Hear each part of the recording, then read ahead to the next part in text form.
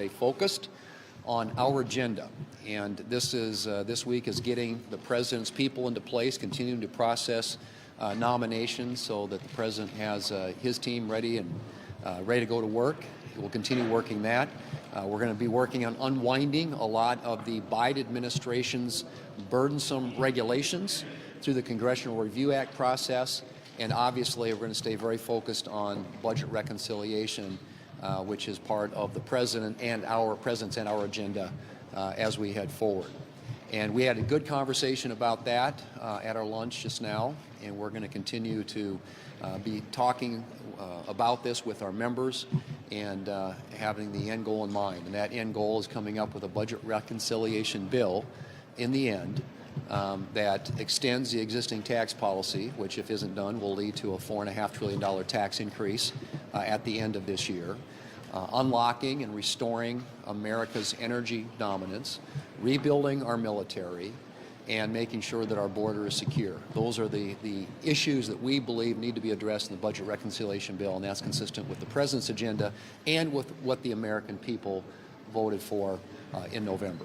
So that's the work at hand right now, and obviously as we move forward, we'll be working closely with our counterparts in the House of Representatives and with the president and his team in putting this together.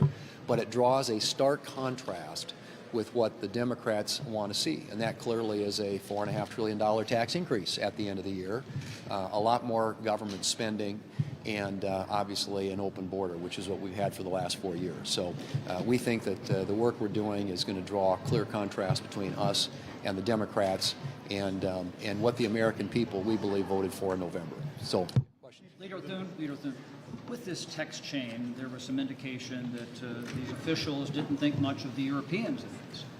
Doesn't that problem with this antipathy for the Europeans underscore issues for this administration dealing with our allies? Well, I mean, I think obviously we're getting to the bottom of what that whole text chain entailed, and I think obviously people are asking questions and they deserve answers. But I think that the United States right now is the recognized world leader, and I think the president's moves on the world stage, including the initiative against the Houthis in Yemen, demonstrates that this is a new administration. There's a new sheriff in town, and at some point, I think the Europeans and all the other countries around the world, whether they like it or not, realize that. And I think they have to understand that if they want to have the U.S.'s support, they've got to do their fair share as well. And I think that's the message the president has delivered to our European allies, and some of them don't like it. But they've been riding on the U.S. for way too long, and it's time for them to step up and do more. Doesn't that publicly, though, harm our relationship with them? Well, any text change that are exchanged privately, I think you have to put that into context for what it is. I think you have to look at what the president says and what the people around him are saying on these issues of foreign policy and national security, and not text messages that were obviously probably inappropriate. Mr. On reconciliation, you have a goal of maybe more than $1 trillion in cuts. You want to extend the Trump tax cuts. Democrats have said that you can't do that without impacting entitlement programs. Can you guarantee at this stage of the negotiations that no one's Social Security benefits will be impacted at the end of this? Well, Social Security is not eligible for consideration under reconciliation, so that doesn't get touched. And the president has made certain statements with respect to Medicare and Medicaid. And so as we look at this process, we're going to be looking at where can we find savings that are associated with waste, fraud, and abuse in some of these government programs, notwithstanding what the program is. And I think every American expects us to root out. If there are programs that people are qualifying for or using or abusing in a fraudulent way, that ought to be, we ought to be taking care of that. And I think both Republicans and Democrats and anybody else in this country would agree with that sentiment. I think at the end of the day, what is going to happen in reconciliation is we're going to have to figure out how to extend the tax policy. And remember, this is extending existing tax policy. There's some other things the president wants to do in the context of that, all of which we think will be additive to the economy. And when the economy is growing, expanding, creating better paying jobs, typically what happens is you get more government revenue, not less. In fact, the rule of thumb generally is about for every 1% increase in GDP, you get an additional $3 trillion in revenue over a 10-year period. So growth is the driving, in my view at least, should be the driving motivation when it comes to tax policy. And when it comes to deficit reduction, is trying to get this country on a more sustainable fiscal path. We are, if you look at the trajectory right now, it's not sustainable. I mean, these deficits, we can't continue this. And so we've got to start making some of the hard decisions.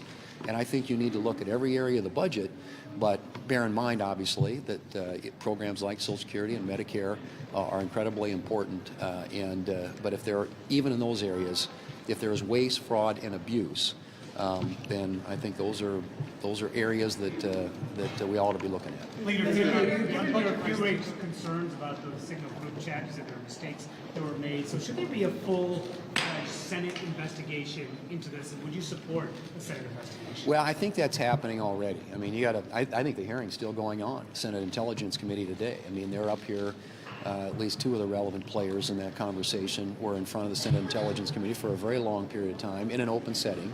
And my guess is you'll probably, I suspect the Armed Services Committee may want to have some folks testify and have some of those questions answered as well. I think everybody has acknowledged, including the White House, that mistakes were made.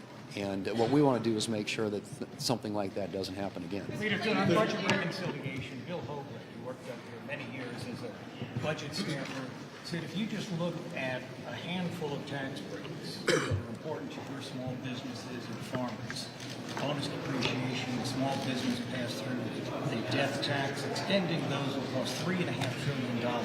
It doesn't even come close to what the president wants in lower corporate tax rates and ending tips, taxes on tips and on Social Security. He says he just doesn't see how it fits, and he thinks you're going to need an extension, just a straight extension of 2017 Jobs Cuts and Tax Act. Do you disagree with that? And if so, how do you see this getting paid for, fitting a square peg into a round hole? Well, I mean, again, you'll have to, and this, forgive me for being kind of playing inside Washington here, but what we are doing by extending existing tax policy is just that. You're extending the existing law as it has existed for the last 8 years, since 2017. And so we don't think that ought to be have to be offset or paid for, as you say.